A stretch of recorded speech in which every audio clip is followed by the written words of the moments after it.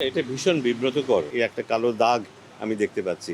এটা খুব দুঃখজনক যে প্লেয়ার্স পেমেন্ট নিয়ে এভাবে কিছু ঘটেছে। আমরা যখন ভালো কিছু করছি সেটার কৃতিত্ব আমাদেরকে সবাই দিচ্ছে।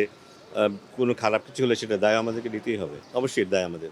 এটা ভীষণ বিব্রতকর। আমি বলব যে শুধু বিসিবি তো না, এটা সমগ্র বাংলাদেশ জুড়ে আ আ যেই উৎসাহ উদ্দীপনা নিয়ে এবার বিপিএলকে ভাবা হয়েছিল, আমরা জানি যে আমাদের প্রধান উপদেষ্টা নিজেও এর সাথে সরাসরি সম্পৃক্ত।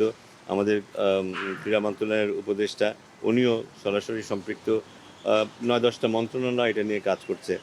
আ এবং আমরা অনেকখানি ইমপ্রুভমেন্ট দেখেছি এবার বিপিএলে। আমরা যদি বলি টিকিটের ব্যাপারে, মানুষের মাঠে আসার ব্যাপারে, রান, উইকেট এগুলির ব্যাপারে আমরা খুব পজিটিভ অনেক কিছু দেখেছি। কিন্তু তার মধ্যে বোধহয় এই একটা কালো দাগ আমি দেখতে পাচ্ছি। এটা খুব দুঃখজনক যে প্লেয়ার্স পেমেন্ট নিয়ে এভাবে কিছু ঘটেছে। এমন অনেক সময় হয় কিন্তু যে সময় পেমেন্ট দেওয়ার কথা কোনো কারণে হয়তো সেটা দেওয়া হয়নি, সেটা ২ দিন পরে ৪ দিন পরে পেমেন্ট করা হয়ে গেছে।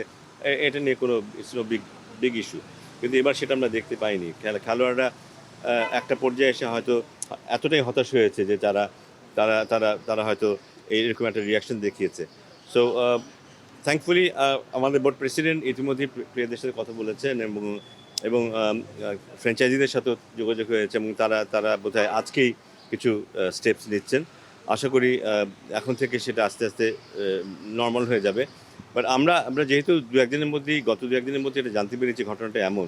সো আমরা আমাদের দিক থেকে নিশ্চয়ই কিছু অ্যাকশন নেওয়ার চেষ্টা করব যেন এই ফ্র্যাঞ্চাইজিতে তাদের দায়িত্বগুলো ঠিকভাবে পালন করেন।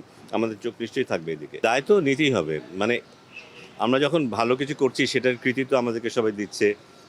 কোনো খারাপ কিছু হলে সেটার দায় আমাদেরকে নিতেই হবে। তো পাশাপাশি এই বছরের বোধহয় একটু আমরা জানি যে সবারই আর্থিকভাবে কিছুটা সমস্যা আছে। সেই কারণেই কিন্তু এই বিপিএলটা যেন কম খরচে সবাই করতে পারে সেদিকে আমাদের একটা দৃষ্টি ছিল কিন্তু।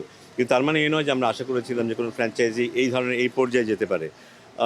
হ্যাঁ, ব্যাংক গ্যারান্টির যে ব্যাপারটা ছিল সেটা যদি আমরা করতে পারতাম সেটা এক ধরনের নিশ্চয়তা যে দিতে পারত।